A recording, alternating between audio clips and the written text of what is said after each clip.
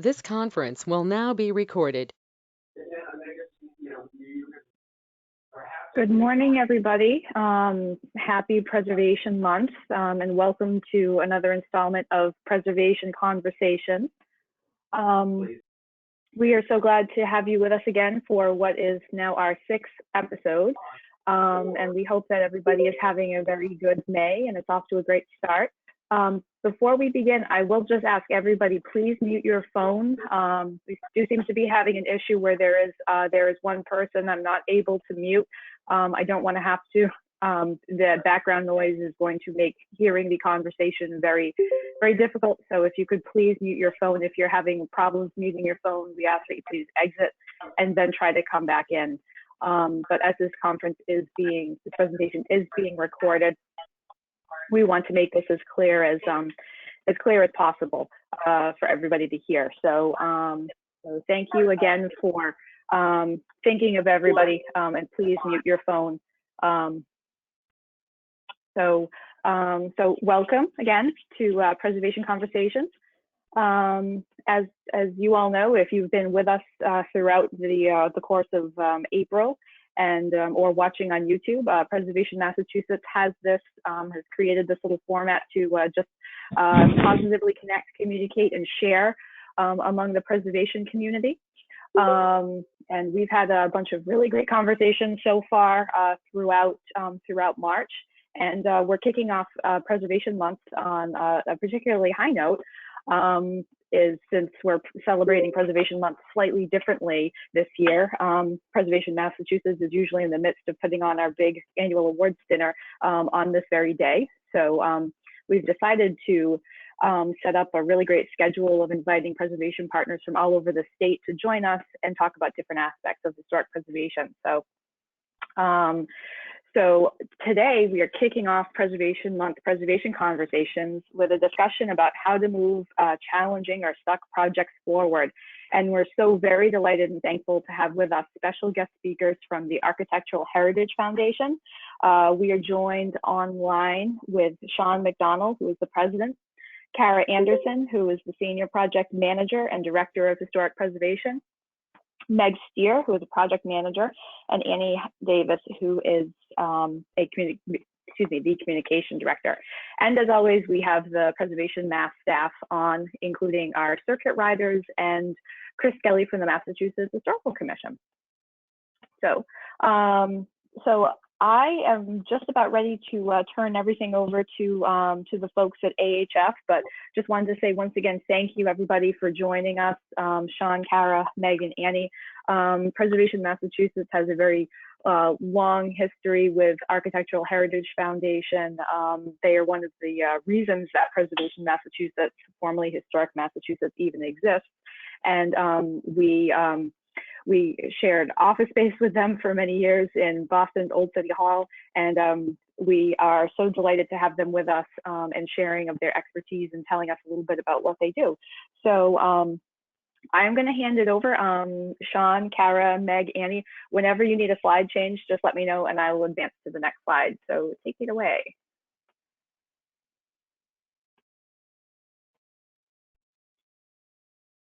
Okay, hi. Erin, thanks. This is Sean. I hope I'm unmuted. I'm talking like I'm unmuted. Yes, and yep, so we can hear you. Thanks, Sean. Okay, good. We're going to try to all speak. So I think I'll speak quickly first, just to give everybody a heads up. Kara will talk a little bit. Annie and Meg will also talk about different things that we're up to. We hope people will submit questions either directly to us through this process or afterwards. I find these things so awkward in terms of back and forth, and so please don't hesitate at any time, especially afterwards. Anyway, AHF is Architectural Heritage Foundation is a 501c3. We were founded in 1966 to preserve historic structures. Initially, we did the feasibility studies. The organization did the feasibility study for the preservation of Faneuil Hall Marketplace in conjunction with the Boston Redevelopment Authority after the marketplace had ceased being the wholesale market for the city of Boston. We restored Old City Hall in 1970, founded by my father-in-law, a guy named Roger Webb.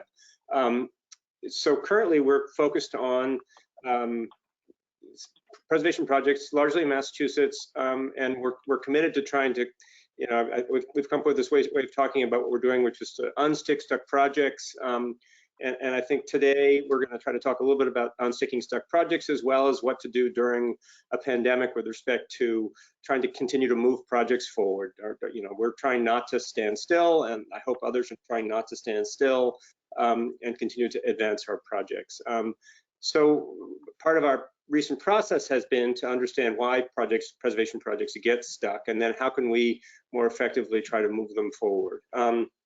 And so generally speaking, we've got a process of identifying what we consider the problems with projects, why they get stuck. They've got too much emotional content.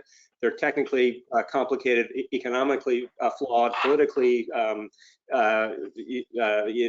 also flawed, and then the underlying organization advancing the project may well have some issues of its own. And all of these things combined can make preservation projects especially difficult to move forward.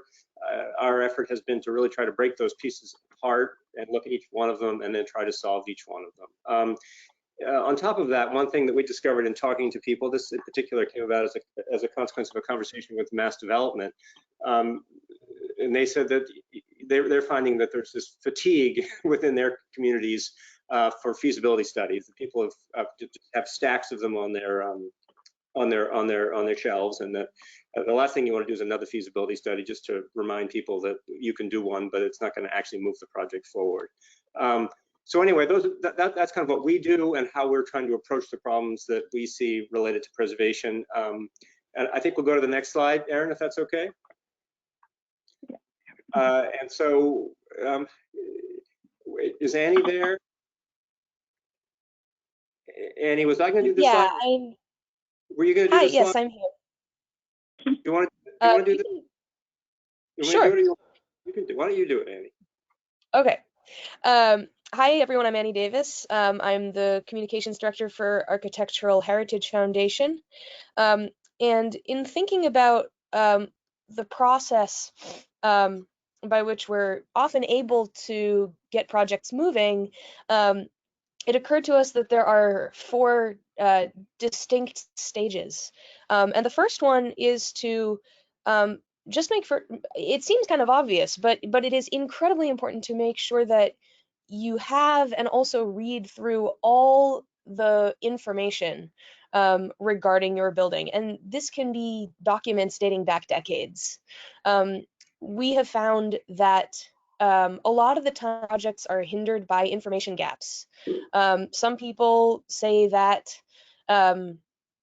that a renovation occurred 20 years ago. Others say, no, there was a renovation more recently than that, and so the building might be in better shape than it is.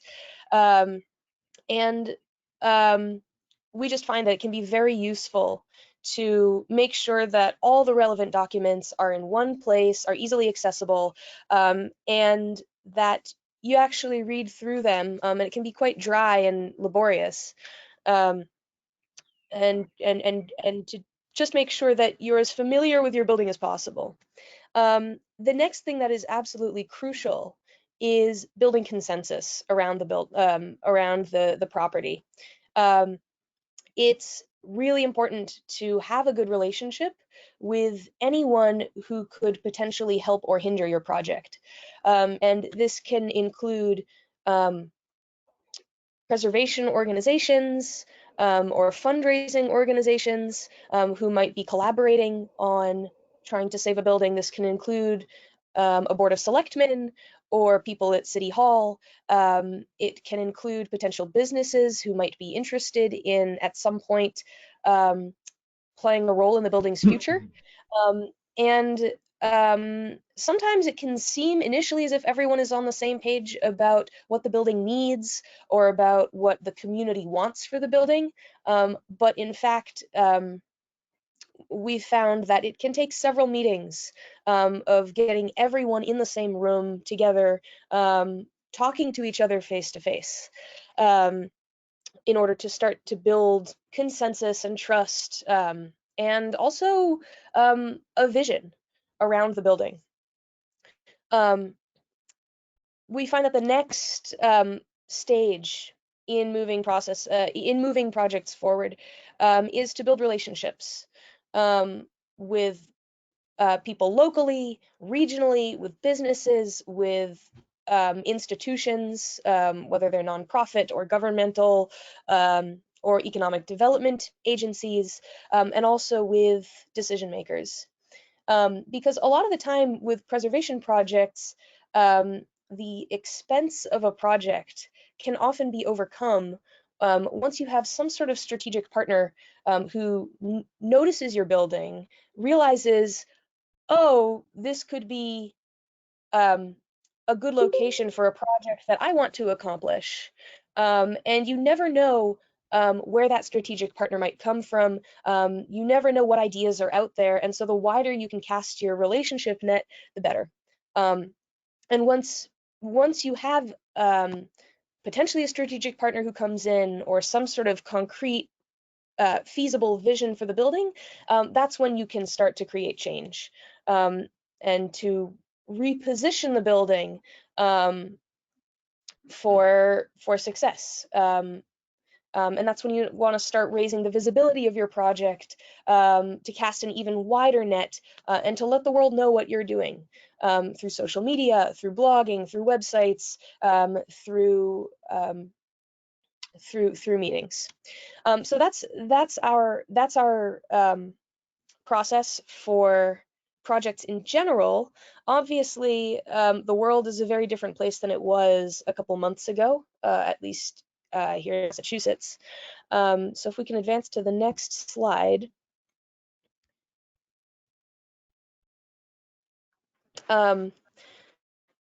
It's, this process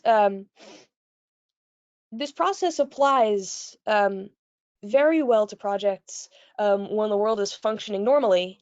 But even during a pandemic and during an economic downturn and a shutdown, there are still ways that this process applies, and still things that organizations or municipalities or individuals can do to make sure that their project is not standing still.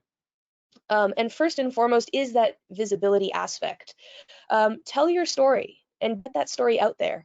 A lot of people are on social media these days, and are browsing the internet. And so, now is the time. Even if your project is in the beginning stages, it's still a good idea to tell people what your building means, why it's important, and why they should care. So it's a good way to start. It's a good idea to start blogging, to set up social media pages: Facebook, Instagram, Twitter. Snapchat is popular with young people these days. YouTube. And to spend time crafting your story and telling it. You can also do virtual educational events, just to get the word out there. It's also a great idea, if you haven't already, to figure out who you as an organization are, what your building is, and where you want to go. And by that I mean visioning, and brainstorming what you think this building could be for the community, what kind of resource it is. You can also reach out to community members and get a sense of what they want, because we found that projects move forward much more easily with broad community support, not just from decision makers, but from the people who ultimately are going to be using this building, your neighbors locally and regionally. Also, you can get your own house in order. And this refers back to the compile stage in our process. Now's a great time to start organizing all those documents and getting all that information in the same place. If you have legal issues that were in the works before the shutdown, for example, maybe you were drafting a lease agreement, at the very least, maybe you can get that all sorted out on your end, so that when the world reopens, you'll then be in a better place to negotiate with the other party. Definitely check in with the institutions that are serving your projects. These can be institutions that are offering you grants. It could be the National Park Service if you're applying for historic tax credits. I know the National Park Service has set up a couple pages with some information on what to do these days on deadlines that could be pushed back, on and on how much flexibility projects are allowed to have in light of the pandemic. And lastly, be alert for stimulus bills, which could have an impact on your project, especially if it's what we call shovel ready, which means that your project has a vision, it has a partner, it potentially has, the building might have future tenants, and it's basically as far along as it can be in the pre-development stage, and it just needs the funding for construction to start, and for renovations to start. So keep an eye on the news, see whether in the next few months Congress is putting out some stimulus bills that could potentially provide funding for preservation and adaptive reuse projects. And if your project is in a good spot, then see whether it would be possible to take advantage of some of those funds, which could impact economic development in your communities ultimately. So now I'm going to pass this presentation off to Kara, who's going to talk about one of our projects and some of the things that we did to unstick it. Okay, great. Thank you, Annie. Thanks, Aaron. Again, this is Kara Anderson, and I'm going to take a few minutes to talk to you about a project that is illustrative of both a challenging and stuck project and one that's been impacted by the pandemic. This is the Charles River Speedway Project, which is located in the Brighton section of Boston. It's a state-owned property that had become obsolete and had no access to funding and was very much stuck. We became, back in 2013, we became involved with the project through the Department of Recreation and Conservation's Historic Curatorship Program, in which the private sector rehabs and maintains surplus historic properties in exchange for a long-term lease. So right off the bat, this was an uphill climb. Very severely deteriorated buildings with a small and oddly shaped footprint, complicated site control, and located in an area of Boston that was a bit of an outlier at the time, meaning lower market rents, but very high construction costs still. But one with a really fascinating and important history, and with a very visible and resonating presence within the Brighton community. The Speedway was once a companion building to a mile-long horse and buggy racetrack and bicycle promenade along the Charles River. It also served as the residence and headquarters for the superintendent of the Charles River Reservation, and also the headquarters for that park, which is credited as being one of the first urban parks in the United States. I'd encourage you to check out our website if you're interested in learning more about the history. I think Annie will have it posted at the end of the presentation. So there was no lack of passion and encouragement for us to find a solution. We were awarded the project after a long public process that Preservation Mass was involved in. In fact, the Speedway was on Preservation Mass's most endangered places list, so this is pretty familiar territory. It's a beloved resource with a really unique history, as I mentioned, and one worth being patient for, which AHF was able to do, along with a very passionate and committed community. We started this process back in 2013, as I mentioned, and went into construction in the fall of 2019. So as you can see, it's been a very long and windy road. Our vision has been consistent throughout: to reactivate the buildings in their courtyard into a community gathering place to once again connect to the Charles River. We signed with an anchor tenant, a tap room and brewery from the North Shore called Notch Brewing, and we intend to fill out the rest of the buildings with small format spaces for artisans and local makers, offices, and food and beverage uses, including a coffee roaster, a local coffee roaster. And we can talk more on that later. As Sean mentioned, AHF is a mission-driven organization, and oftentimes our role, as it has been with the Speedway, is to step into these types of complicated and long-term projects where a conventional developer might turn away. We were able to stick with the project through the ups and downs of the market and combine patience with creative financing to make our project a viable one. We did this in a number of ways, and I'll go through them quickly because I know we have time issues here. We worked with our local and state rep on legislation to authorize us to carry out the project on behalf of the Commonwealth. We worked very long and hard with our partners at DCR and DCAM to wade through a murky disposition process, and would never have been here without their patience and dedication. We also worked with MHC and the National Park Service to access both state and federal historic tax credits, which are providing critical equity to equity funding to the project. And then we worked with the local Brighton Alston Historical Society and other neighborhood advocates to ascertain a $200,000 grant from the City of Boston through their Community Preservation Act Fund, which came in at a very critical time. We were also able to leverage some of AHF's assets for a conventional loan to support the project costs. And all of these efforts came together to make us an ideal candidate for the last source that came into the project, New Markets tax credits. New Markets are a federal program that invests in low-income areas, which the Speedway is in, and they came into the project last summer and allowed us to close our financing and move forward and begin construction. We did go and begin construction last October and had been on schedule to open in the fall of this year. However, as you can imagine, amid the current situation, the project has been shut down, and our focus has become stabilization and protection of the buildings until we can safely begin construction again. We recognize that the retail and food and beverage industry on which our project partially relies will not be the same as it was before the crisis, and we are working with our tenants to pivot and support them through the evolving and changing realities around us. We are working with our lenders and investors as well, and we'll do all we can to complete the project and deliver the renovated buildings. But the profile of our finished project will likely be different than what we thought it would be. In the meantime, we're working on connecting to and supporting our local community. We just partnered with our next door neighbor, the Charles River Community Health Center, to help fight food insecurity in the neighborhood.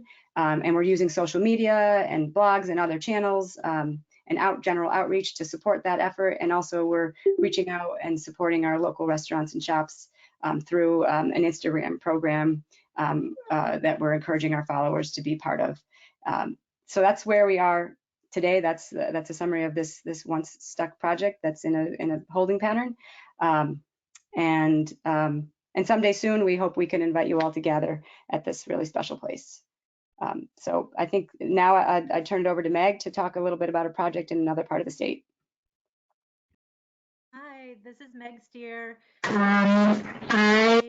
We're working on a project out in North Brookfield, Massachusetts, a more rural community than the one that Kara was just referring to. So a little different set of circumstances, and I'm just going to talk to you a little bit about sort of the trajectory of where the project has come to over the 2 years or so that AHF has been involved, and what we're doing right now during this pandemic crisis to try to position the town and the property for economic stimulus funding and the future. The townhouse in North Brookfield has been vacant, I believe, since 2002, and there's a friends group called the Friends of the North Brookfield Townhouse that have been stewarding the building after the town voted not to use town funds to renovate it. That's been over the course of at least about the last decade that the Friends have been stewarding it and trying to figure out what to do with the building. So when we entered the picture about 2 years ago, we were brought on really to try to help the Friends understand a realistic programmatic solution to occupy the building. As you can see from the picture, they had already done a lot of stabilization efforts. The building is actually in pretty good shape. And but the question of how to occupy a building in a rural downtown where so much of the retail has been drawn to larger market areas and Walmart supercenters. So that's the challenge that many rural towns face, and North Brookfield is no different. One of the great breakthroughs in our efforts was when, as Annie referred to, the compile phase, going through, I mean, I started the project just kind of reading everything that I could.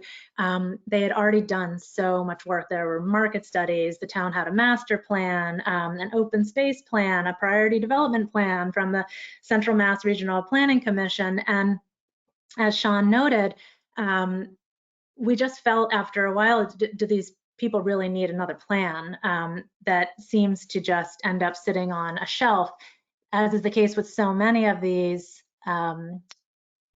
properties, and especially in a rural area, everything is really volunteer driven. And what we discovered in North Brookfield was a lot of unbelievably engaged volunteers, but also volunteer fatigue and just not enough time in the day to go back through all of this existing data and information. So I found it really helpful when I went through all of that stuff. We discovered that there's so many resources available, specifically in the town's master plan that I believe had been written in like 2007, right before the last recession and market crash. And it referred to so many ways that North Brookfield could be proactive in addressing some of the issues, such as zoning changes that would be needed for the types of uses that they actually wanted to have in the downtown, but also that there's technical assistance money available from the regional planning agency that the town hadn't had the capacity to access to that point, as well as all the grants available from the state or regional planning agencies. They just didn't have kind of this ability to take a step back and look at the bigger picture because they were so in the weeds, just surviving on a day-to-day basis. So based on a lot of that data that we dug up, that really nothing had changed over the 10-year period since the master plan had been written, we felt like the next big step was to move into the consensus type phase. Like, we understood what we were dealing with. Now we needed to understand where the Board of Selectmen stood in regards to the townhouse, and in regards to all of the, the regional planning agency, and where does North Brookfield fit within the regional context. So we organized a group of stakeholders in the region to get together that summer. I think it was July 2018. It was the Board of Selectmen, the town planner was invited, the Friends of the North Brookfield Townhouse, the Regional Planning Agency, and a community development corporation from the region, and then ourselves. And that was a big breakthrough moment because everybody was in the same room, and the amount of communication that happened in an hour and a half, it just ignited the project and made, I think it gave the Friends of the North Brookfield Townhouse credibility. It also underscored the fact that the townhouse alone can't carry the town. And we didn't want to get into a position where the townhouse was renovated and all of the existing businesses in the downtown all of a sudden lost all of their tenants, a flight to quality situation. And we felt like that wasn't really going to help the bigger picture story. So leaving the meeting of July 2018, North Brookfield just started running with a larger picture economic development strategy. They created a downtown development committee, and through that downtown development committee, they've been able to unlock technical assistance funds through the Central Mass Regional Planning Commission. They have started applying for street and sidewalk grants, and it's really ignited the town itself, because neighboring communities like Spencer and West Brookfield and Warren had street and sidewalk facelifts. So North Brookfield's efforts in this capacity really made townspeople feel like their officials were working on their behalf and were on the ball. So one of the great efforts that the Friends took as all of this was starting to ignite on a broader level with the town was to paint the outside of the townhouse, to raise the townhouse's visibility within the town, and to raise their own visibility and credibility. And sure enough, as you can see from the picture, I mean, it looks just unbelievable now. And that actually then drew in a partner, a resident of North Brookfield, kind of saw what was going on. She had been invited into a dialogue. Her name is Bonnie Milner, and she's involved in the arts.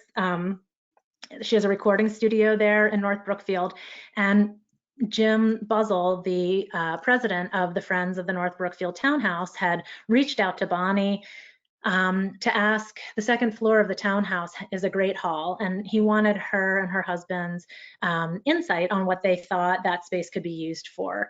So when Bonnie saw the townhouse being painted, she was reignited in her interest in, making this connection. And long story short, there's become a connection between the Friends and Bonnie's dream of opening a creative life center just happens to fit perfectly with the use of the building and igniting activity and job creation in the downtown.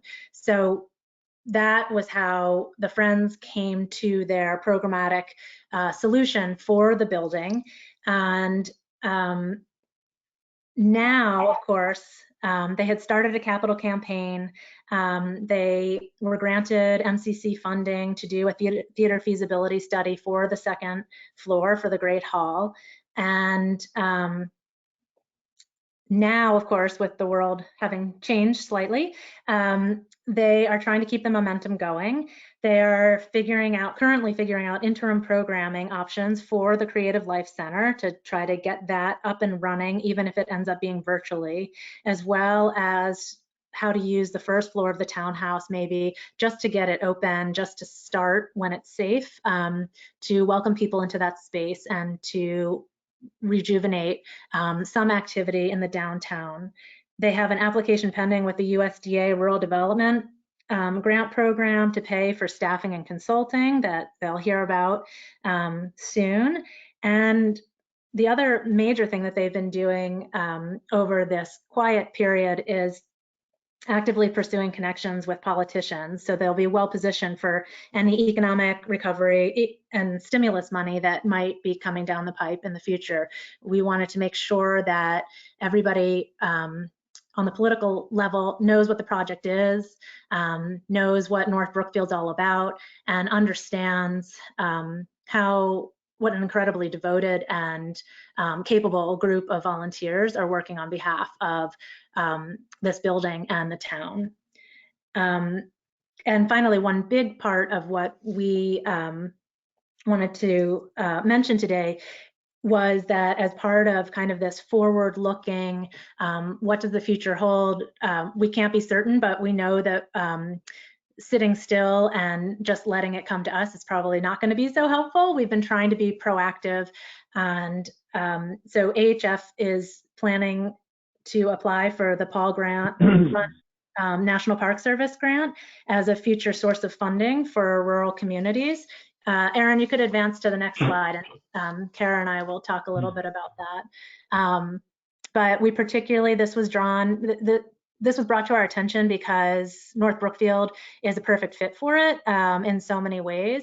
It is meant to support the rehabilitation of historic properties, to rehabilitate, protect, and foster economic development in rural communities.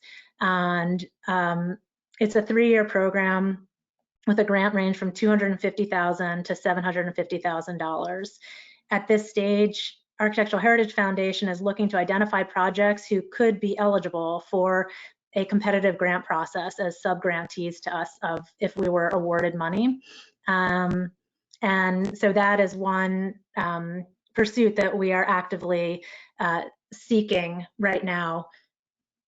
Kara, did you want to add anything more about that, or should we? Yeah, so it just would just say that we've been working with Preservation Mass, and we'd love to reach out to Mass Historic too on this. We're in the beginning stages of formulating this program, and so I just encourage.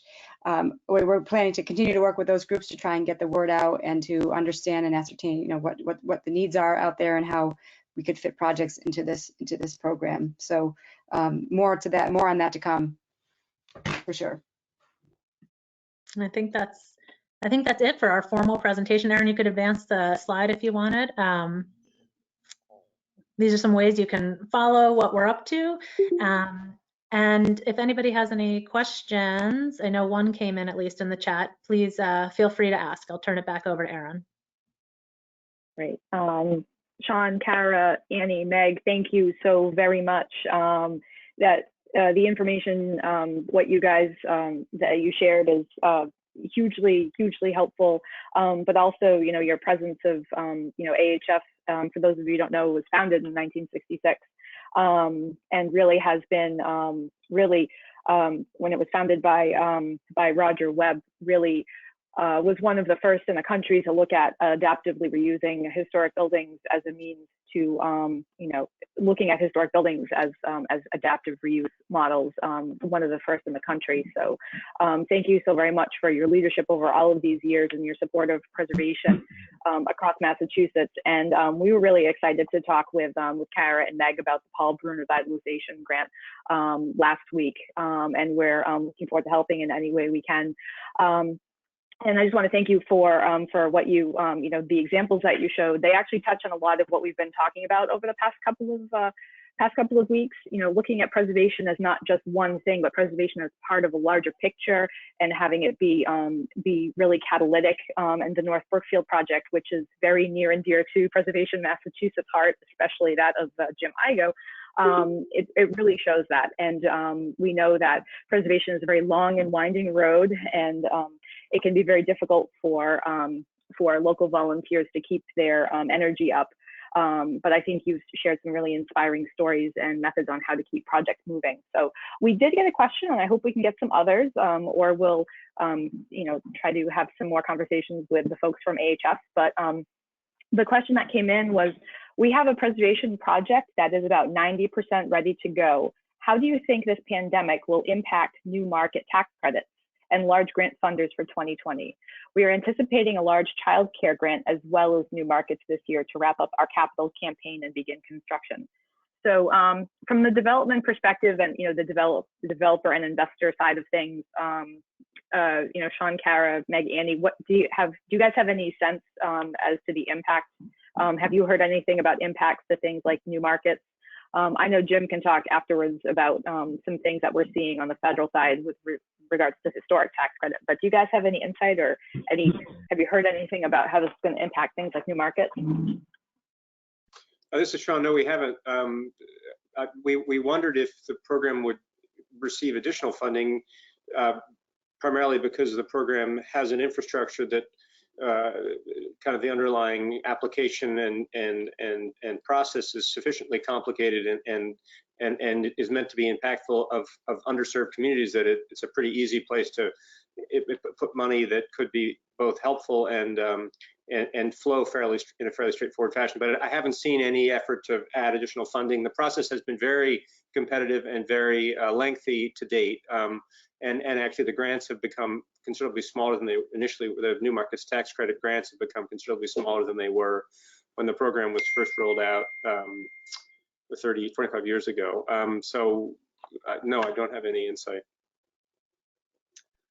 And the second part of the question, large grant funders, I haven't seen, and maybe other people have better insight into this. I mean, the enormous amounts of money have been raised to address the immediate needs of the pandemic.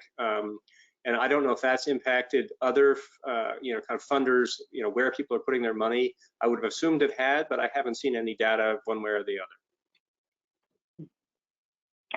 other. Thank you, Sean.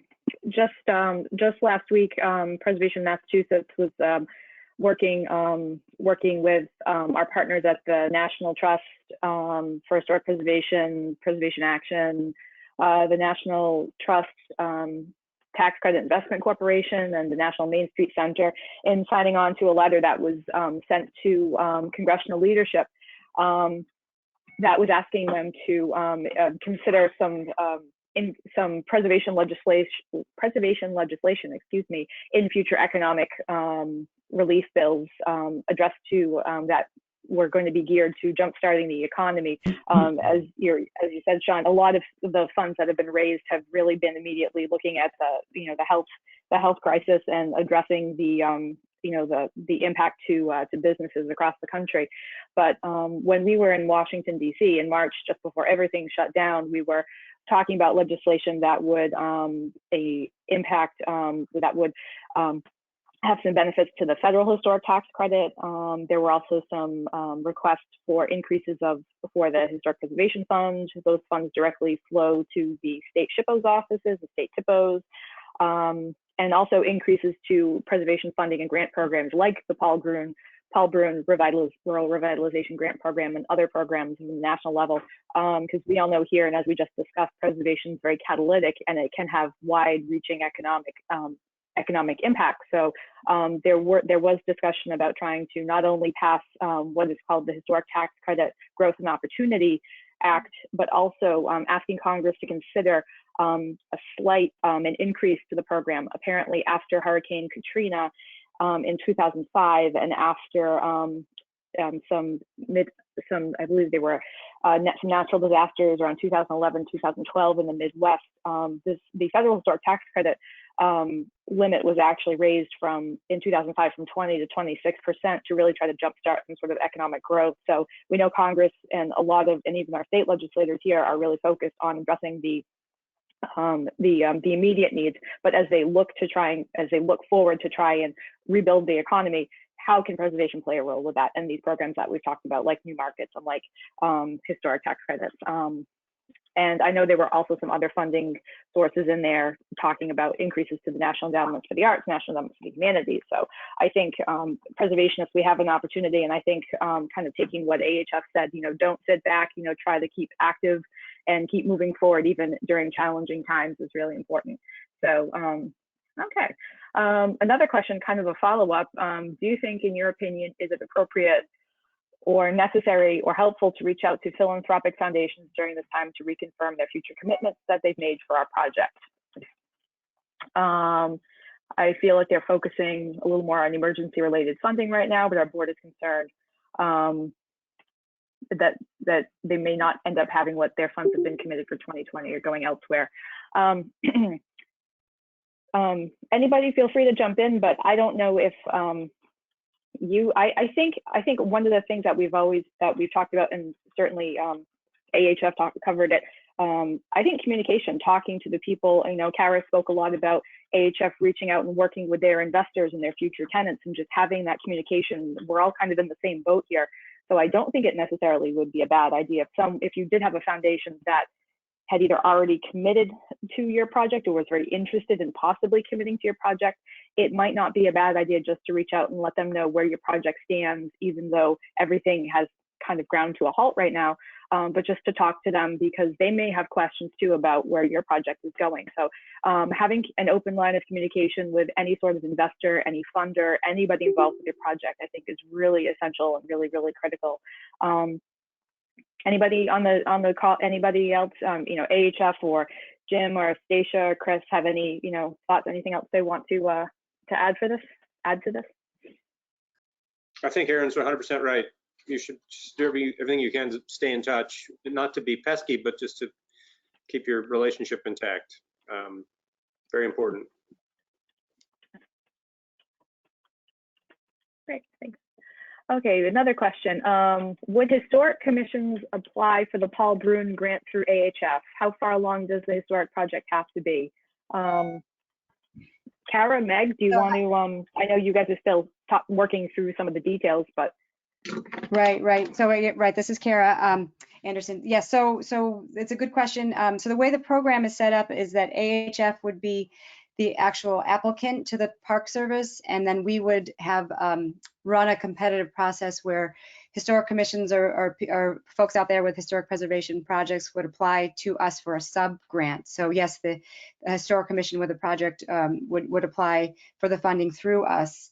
There are a couple requirements for the sub grantees. They have to have a property that's National Register eligible, and it must be located in an area, as we discussed, defined by rural, by the census, and within our jurisdiction. So those are sort of the basic parameters. And in terms of how far along the project has to be, we're still in the process of formulating our approach to and our program for what we would apply. So we're in the info gathering stage, and it could be that you could apply for a feasibility study, for example, or You could have a development project that needs actual bricks and mortar money.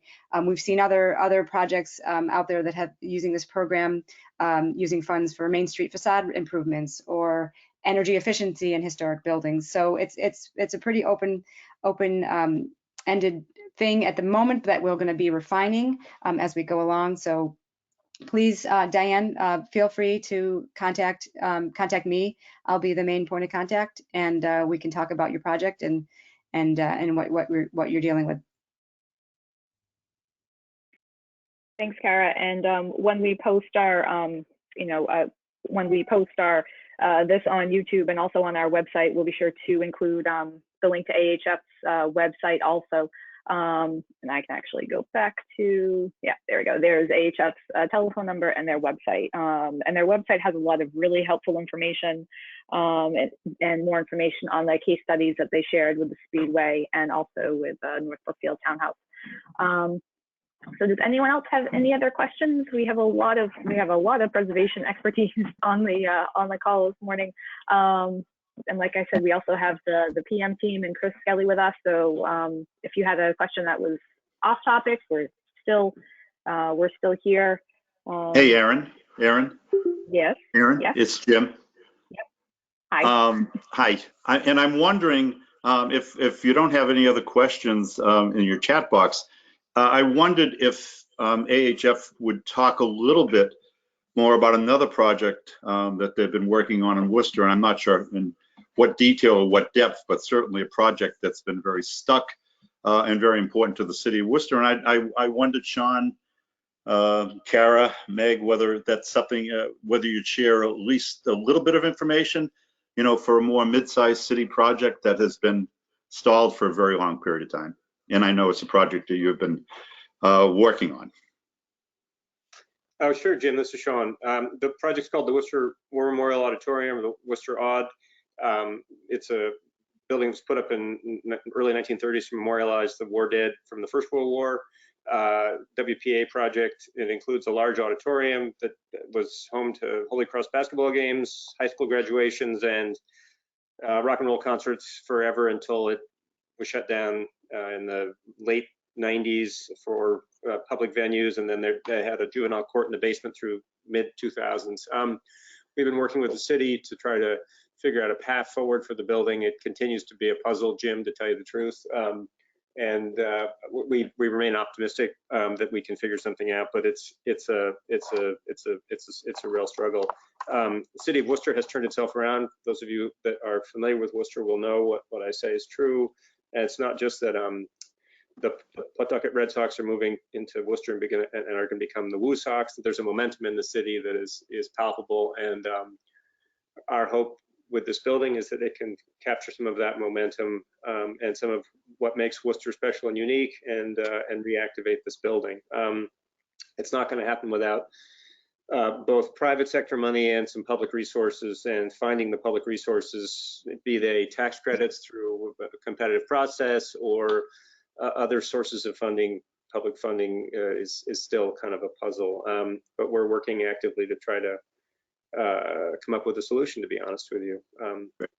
That's about it. Yeah, so Sean, I would just, and I know there may be a couple of other questions. Hats off to AHF for the work you're doing on so many really difficult projects, whether it's Brighton or Worcester or my hometown of North Brookfield. You guys take on some really tough projects, and I would say, we're thrilled to have you with us here today to be able to talk to a number of people about the difficulties and the kinds of work you're doing to unravel these things. So thank you so much. Thank you for inviting us, Jim. Aaron. Thank you for having us. Thank you.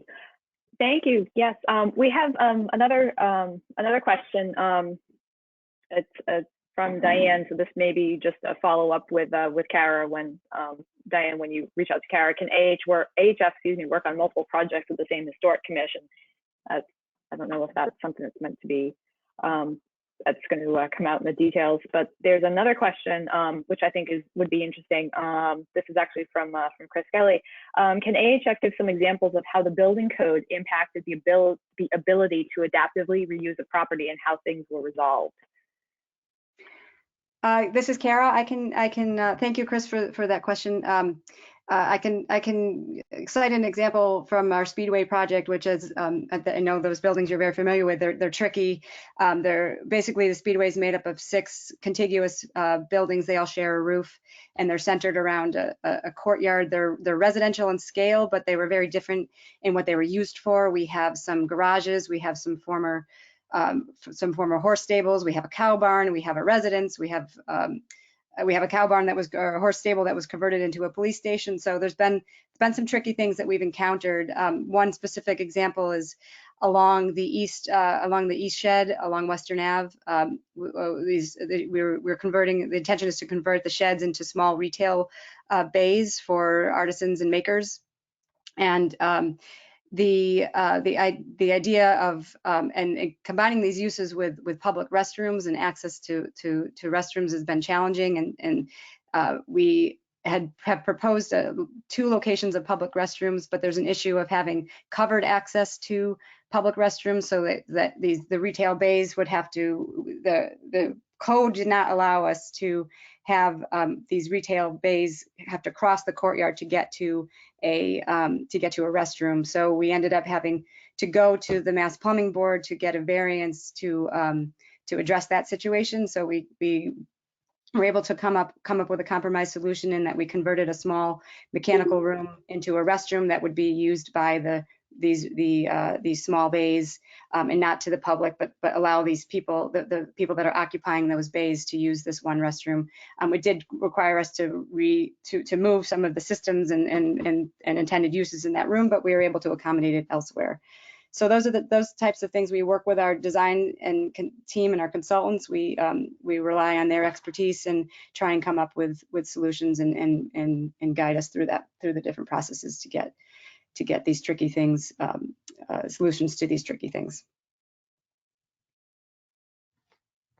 Great, thank you very, very much, Kara.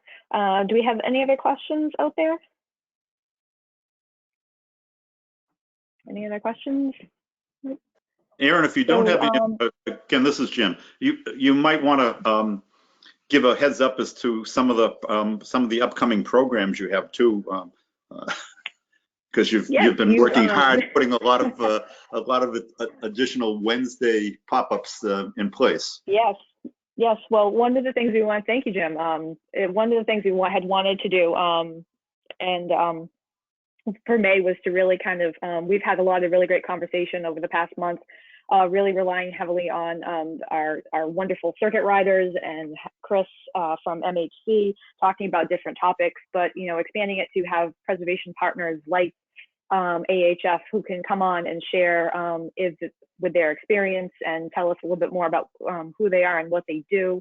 Is hugely important, because the mentorship capacity in the preservation community is truly astounding, and we've found that everybody's always willing to, or generally willing to share, give of their time and expertise. And once again, just a tremendous thank you to Sean, Kara, Meg, and Annie, and the entire AHF team for everything that you do and for sharing with us this morning, and your willingness to be our first Preservation Month preservation conversation. So as Jim said, we will continue to do this throughout May. It's every Wednesday from 10 to 11. Next week, we're going to have special guests from the Waterfront Historic Area League in New Bedford, Executive Director Terry Bernert, and Preservation Worcester Executive Director Deborah Packard. They're going to be talking about what it takes, local advocacy success stories. So we're going to be joined by them next week. The following Wednesday, we're going to have a segment which I've kind of titled, Who Are They and Why Do I Need Them? We're going to be joined by preservation consultant Maureen Cavanaugh from the Public Archaeology Lab, who's going to talk about the role of a preservation consultant, how she works with communities, with projects, her scope of services. So you're going to have a preservation consultant online that you can actually ask some questions of. And then that's going to be followed up the last Wednesday in May, a similar installment, but with preservation architects. We're going to be joined by Scott Winkler of Wessling Associates, Wendell Calso of McGinley Calso Associates, and Bob Score, former Director of Historic Preservation and Architect for Consigli Construction. And we're also already building into June. We tentatively have June, not tentatively, it's scheduled June 3rd, which is also Wednesday. We are going to be doing a segment, a preservation conversation on grants. We will have representatives from the Mass Historic Commission. Thank you very much, Chris, for working with us on that, to talk about some of MHC's grant programs, and we'll finalizing some other attendees as well. And I think we have I've been taking notes today, so I think we have some future conversation topics that we could even carry through throughout the summer. But if you have an interesting topic you want to learn more about, please feel free to email me. Or if you have any other questions, you can email me, you can email Chris. Our emails are up on the screen, or visit our website. Our contact information is there. But just once again, thank you so much for attending. It is almost 11 o'clock. So once again, thank you to our special guest presenters for helping us kick off Preservation Month. If anyone has any other questions they think of after the fact that specifically you wanted to ask AHF, didn't get an opportunity, email me. I will make sure it gets passed along to the team at AHF. So thank you all for joining us. Again, this will be posted on YouTube later on today and on our website. And we look forward to seeing you next week, where we learn about local advocacy success stories. So thank you so very much. Have a great day and a great rest of your week.